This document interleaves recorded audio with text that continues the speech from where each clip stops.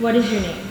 My name is Michael Medina. Amanda Devlin, Brian Coleman, Christopher. My name is Regina Brickhouse, and yes, I have been verbally bullied before. I was 6 years old, from first to second grade. In those times, I was short and a little chubby, so they would always call me fat and would always call me short and stuff. And because I didn't say anything back, I just let it hit me. They used to call me fat, and I had like no friends, and I was ugly, so I used to play by myself in the park. Well, long story short, I have sickle cell, and I guess for immature minds, they didn't really understand what that was. So to them, I was either a creep, an alien, a freak, sick girl. So I would leave school for a long time due to my illness, and I would come back. So they would either say, you should just live at the hospital, or you're contagious, stay away from me. Or one girl called me a sick bee, and then the entire school thought I was contagious, literally. So I had to stay home from that school. I was with these girls who were supposedly my friends, and one time they just tried to turn everybody against me and say that I was different from them and I was weird. So I would not have them near me, and they would say names to me to get other people to get away from me. I was a little hurt by what they said because I didn't really do anything to them. They did it just to do it. At the time, yes, because I didn't have, I was in third grade. For a long time, I hated people in general. But now, when I look back on it, it's just like they were immature, and I can't hate them for being ignorant. And a lot of people think of the word ignorant as an insult, but it really just means you're not knowing of something. How old were you and what grade were you in? I was 9 in the 4th grade. What happened? What did they say? They pretty much called me fat, ugly, retarded. Some of them said I had a bad attitude. It was very nice. Were you hurt by what they said? I was very hurt. Every time I woke up and I looked at myself in the mirror, I would see the person that they were telling me I was. After a while, because it went on to 7th grade, I started cutting myself. I was very suicidal. I wanted to kill myself. I did not want to be on this earth at all. Verbal abuse can easily be taken as a joke, and it's you really need to check up on the person that you're joking with and see if you're hurting their feelings. I think it's just become a norm for our generation to poke fun at people. There's a lot of people that take it more seriously than others. Why do you think it's so easy for people to verbally abuse each other? I feel like nowadays it stems from our environment and the way that people are raised nowadays, especially with the media, because the media puts a lot of influences into kids' heads nowadays to make you feel that you need to look a certain way and be a certain person. So when you don't come to those standards, it brings you down, and then you make yourself feel better by bringing others down.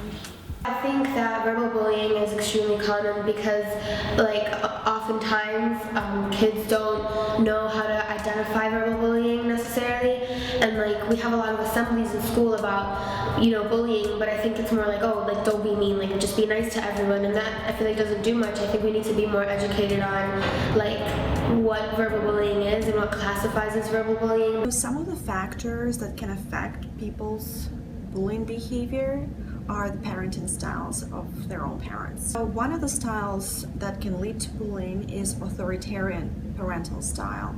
This is a style where parents are kind of being bullies themselves when they tell children that they have to do something, but they never explain why they have to do that. Another parental style that can also induce bullying is permissive parenting.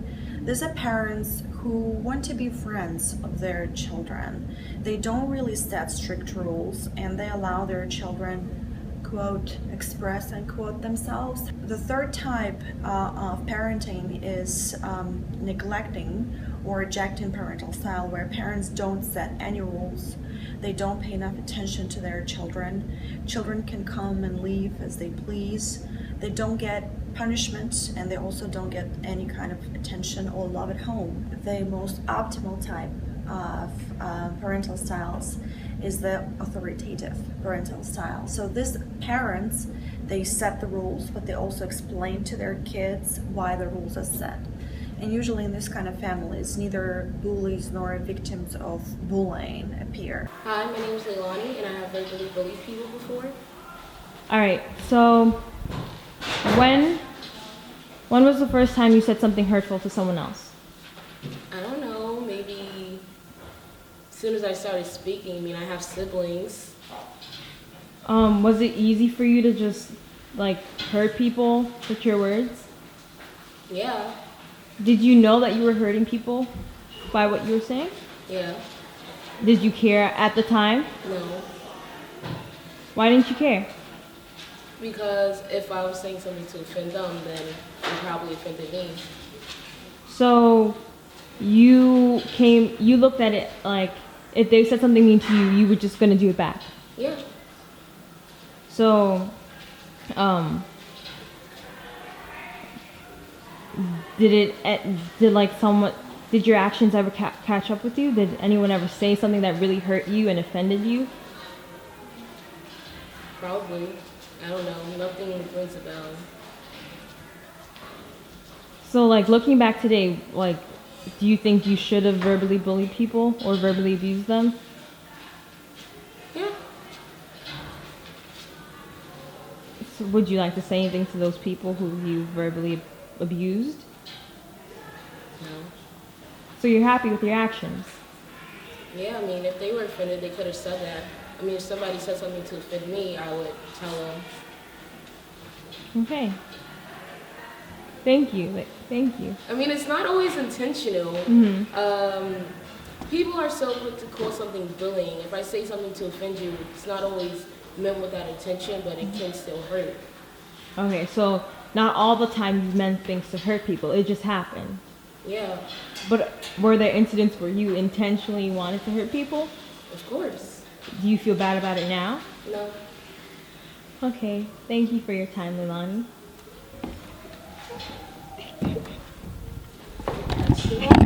That's the wrong leg. If you could say one thing to them today, what would it be?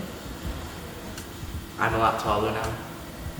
I lost some weight and gained some muscle. I don't know if you want to keep messing with me like you did when I was younger. I would say I go to a school that doesn't affect me as a person. Like I can creatively put myself out there and make myself, and I'm not weird when I'm here. I'm different now. And if, as a person, I'm a different person too. So as I'm not scared of them anymore and I'm not upset by them anymore because this is my own like little home that I can come to, and it's different from my other school that used to just constant verbal bullying. While here I was kind of accepted and it wasn't weird for who I was or what I did. It's a slap in their face because I'm winning. Like, I'm pretty, I'm smart, I went to college, I'm secretary of my choir, I can sing, multi-talented, pretty, I'm winning. Like, yeah. You're not relevant to how I am right now. Like, I'm happy with myself. I have great friends. I have many opportunities for me, and I love myself. That's the number one rule. Love yourself. So I love myself. So what they say, could care less. Take a heart? Okay. If we can love with our heads like we do our hearts, maybe the world could be a better place. Maybe.